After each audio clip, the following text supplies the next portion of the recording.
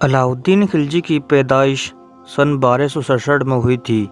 कुछ लोगों का मानना है कि ये अफ़गानिस्तान में पैदा हुआ था, तो वहीं ज़्यादातर लोगों का यही मानना है कि अलाउद्दीन खिलजी की पैदाइश भारत के बंगाल में हुई थी। जब सुल्तान अलाउद्दीन खिलजी समझदार हुआ था तो उस वक्त हिंदुस्तान के तख्त पर सुल्तान अलाउद्दीन के चचा यानी सुल्तान जलालुद्दीन का राज था। अलाउद्दीन खिलजी का चचा यानी दिल्ली का सुल्तान सुल्तान जलालुद्दीन बहुत नरम दिल और बहुत नेक इंसान था। अलाउद्दीन खिलजी के चचा यानी सुल्तान जलालुद्दीन की नरमी की वजह से ही पूरे हिंदुस्तान में जगह जगह बगावतें होती रहती थीं।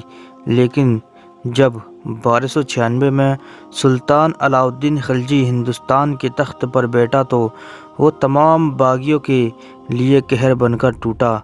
उसने अपनी रियासत के तमाम बागियों को पूरी तरह से कुचल कर रख दिया। दोस्तों, इस बात में बिल्कुल भी शक नहीं है कि अलाउद्दीन खिलजी अपने चचा सुल्तान जलालुद्दीन को कत्ल करने के बाद ही दिल्ली के तख्त पर बैठा था।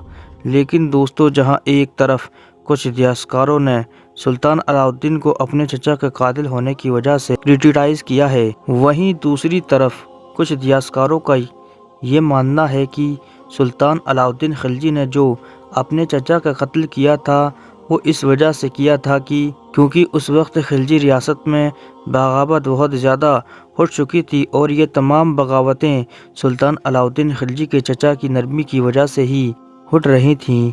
लेकिन जैसे ही अलाउद्दीन खुद तख्त पर बैठा तो उसने उन तमाम बागियों के सरों को कुचल दिया कि जो भी उसकी रियासत को तोड़ना चाहते थे।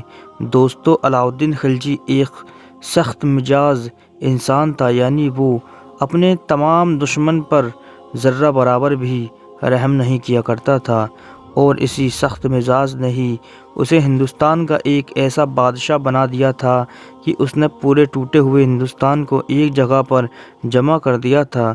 यानी 1296 से पहले हिंदुस्तान छोटी छोटी रियासतों में बटा हुआ था।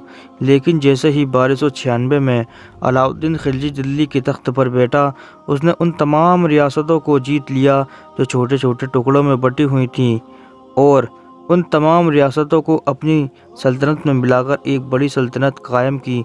जिन रियासतों को अलाउद्दीन खिलजी ने जीता था उनमें गुजरात, चित्तौड़, मालवा जैसी बड़ी और ताकतवर रियासतें भी शामिल थीं। दोस्तों, सुल्तान अलाउद्दीन खिलजी इतिहास का वो पहला बादशाह था कि जिसने रोज़ खाने वाले अनाज की कीमतों को मुकर्रर कर दिया था। यानी अलाउद्दीन खिलजी से पहले जो अनाज की कीमतें होती थीं वो मुकर्रर नहीं हुआ करती थीं। लेकिन अलाउद्दीन खिलजी ने रोज़ घरों में इस्तेमाल होने वाली अनाज जैसी चीज़ों की कीमतों को मुकर्रर कर दिया और फिर दिल्ली के बाज़ार में उनकी पूरी सल्तनत के दौर में अनाज की कीमतें न कभी घटीं और न कभी बढ़ी थीं। सुल्तान अलाउद्दीन खिलजी के दौर के बाज़ारों की बहुत तारीफ़ की जाती है।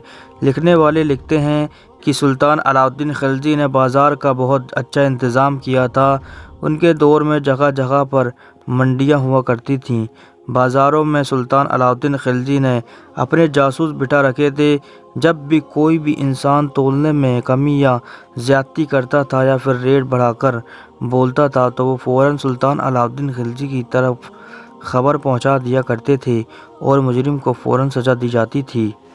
दोस्तों, वैसे तो सुल्तान अलाउद्दीन खिलजी ने अपनी सल्तनत के दौर में बहुत से बड़े बड़े काम किए थे, लेकिन अलाउद्दीन खिलजी का जो सबसे बड़ा काम और कभी न भूलने वाला काम था वो हिंदुस्तान को मंगोलों से बचाना था। जिस दौर में सुल्तान अलाउद्दीन खिलजी ने हिंदुस्तान की गद्दी को संभाला था उस वक्त पूरी दुनिया में मंगोलों का खौफ हुआ करता था। मंगोल एक ऐसी फ़ौज हुआ करती थी जो जिस मुल्क से गुजर जाया करती थी तो उस पूरे मुल्क को बर्बाद कर जाती थी। मंगोलों का सिर्फ एक ही मकसद हुआ करता था कि जिस इलाके से गुजरो, इंसान तो इंसान, जानवरों को भी मत छोड़ो। वो जिस इलाके से गुजर जाया करते थे वहाँ की हर चीज़ को बर्बाद करके ही आगे बढ़ते थे। आधे से ज़्यादा एशिया को जीतने के बाद اب منگولوں کی نظر ہندوستان پر تھی۔ زیادہ تر اتہاسکاروں کا یہ ماننا ہے کہ بھارت کے لوگوں کی خوش قسمتی ہی تھی کہ منگولوں نے جب ہندوستان پر حملہ کرنے کا ارادہ کیا تو وہ خلجی کا دور تھا۔ اگر خلجی کے ہندوستان بننے سے پہلے منگول اس پر حملہ کرتے تو ہمارے بھارت کا بھی وہی حال ہوتا جو منگولوں نے بغداد اور چائنا کا کیا تھا، کیونکہ علاؤالدین خلجی سے پہلے ہندوستان پوری طرح سے بکھرا ہوا تھا اور ایسی حالت میں منگول جیسی فوج کا مقابلہ کرنا ناممکن تھا۔ کیونکہ علاؤالدین خلجی ایک ہوشیار بادشاہ اور بہادر سپہ سالار تھا، اس نے ہندوستان میں بسنے والے لوگوں کو منگولوں سے نہ صرف ایک بار بلکہ 6 بار بچایا تھا۔ منگول جب بھی ایک بار ہار جاتے تو اگلی بار غصے میں اور بڑی سینا لے کر آتے، لیکن سلطان علاؤالدین خلجی اپنی ہوشیاری اور بہادری سے انہیں پھر سے ہرا دیتا۔ اس طرح لگاتار منگولوں کو 6 بار شکست ملی۔ دوستو، آج کے دور میں سلطان علاؤالدین خلجی سے ایک اسٹوری کو جوڑا جاتا ہے، وہ اسٹوری ہے رانی پدماوتی کی۔ اس اسٹوری کے ذریعے سے سب کو یہ بتانے کی کوشش کی جاتی ہے کہ سلطان علاؤالدین خلجی ایک عیاش قسم کا انسان تھا اور ایک ایسی رانی کے عشق میں مبتلا ہو گیا تھا جو پہلے سے ہی شادی شدہ تھی، اور اسی رانی سے محبت ہونے کی وجہ سے ہی سلطان علاؤالدین خلجی نے چتور کی ریاست پر حملہ کیا تھا۔ حالانکہ دوستو، رانی پدماوتی کی کہانی کا سچائی سے دور دور تک کوئی رشتہ نہیں ہے، اور اس کہانی کے جھوٹ ہونے کا سب سے بڑا ثبوت تو یہ ہے کہ رانی پدماوتی کی کہانی سلطان علاؤالدین خلجی کے چتور پر قبضہ کرنے کے 237 سال بعد لکھی گئی تھی، اور اس کو لکھنے والا انسان ملک محمد جیسی تھا۔ یہ ایک شاعر تھا جو اپنی شوقیہ شاعری کیا کرتا تھا، اور رانی پدماوتی کی کہانی اس نے صرف منورنجن کے لیے لکھی تھی۔